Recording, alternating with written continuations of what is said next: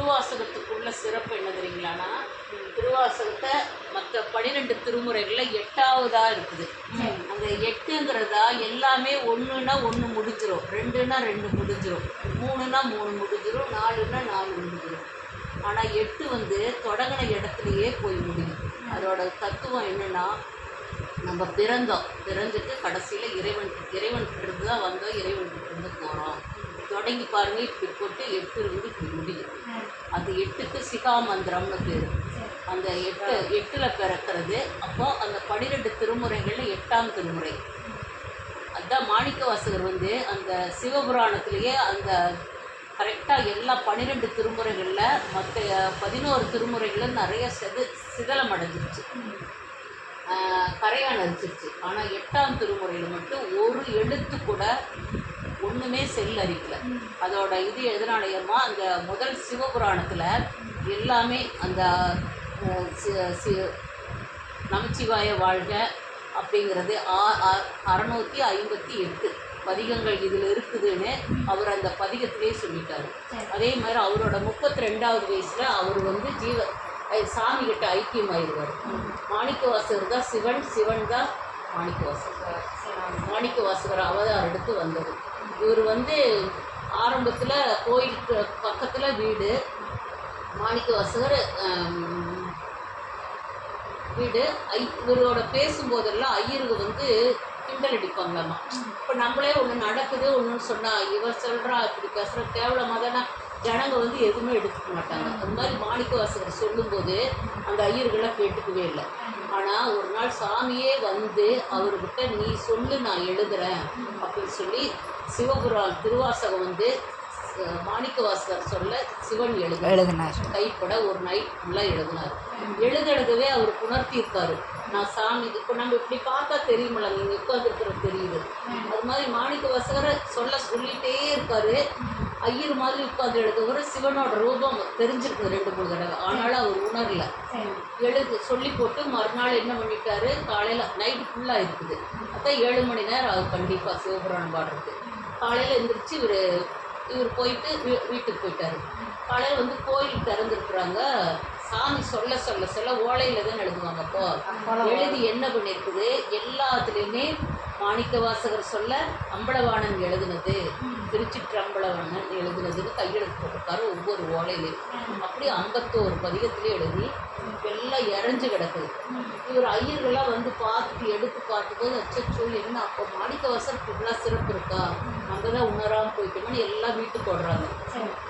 இவரோட வீட்டுக்கு போனது இவர் பார்த்துட்டு என்ன இப்படி சாமி இப்படி ஆகிட்டே நாங்கள் எங்களெல்லாம் மன்னிச்சுக்குவோம் அப்படின்னு சொல்லும்போது பார்த்தா அவர் வந்து எல்லாத்தையும் எடுத்துட்டு இதோட பொருள் விளக்கம் என்னான்னு கேட்டிருக்காங்க ஐயர். எடுத்துட்டு நேராக சாமிகிட்ட போயிட்டாராமா. சாமிகிட்ட போய் அப்படியே ஜோதி ஆகிட்டார்.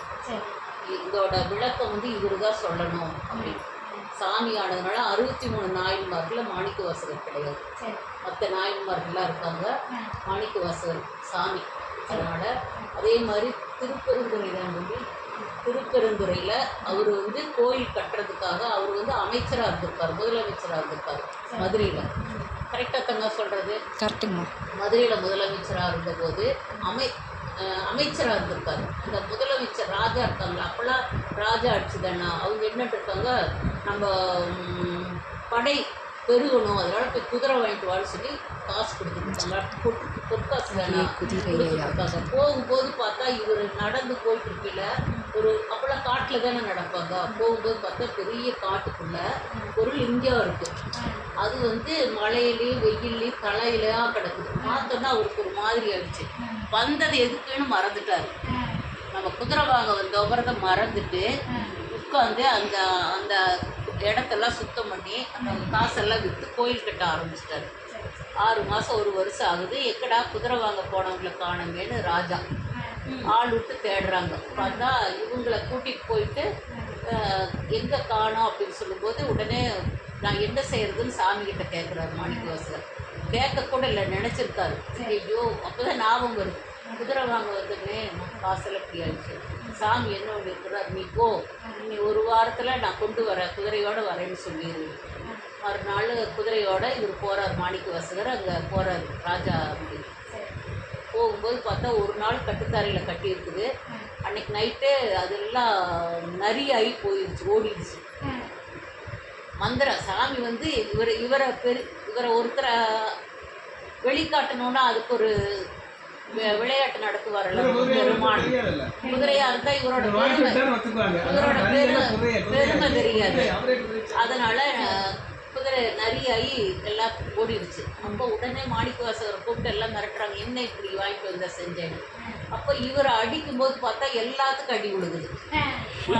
அப்போதான் உணர்றாரு, ஓ இவர் வந்து உண்மையாக தான் கோயில் கட்டிட்டேன்னு சொல்லலை அப்படின்னு சொல்லி இவர் தெரிஞ்சிருச்சு. அப்புறம்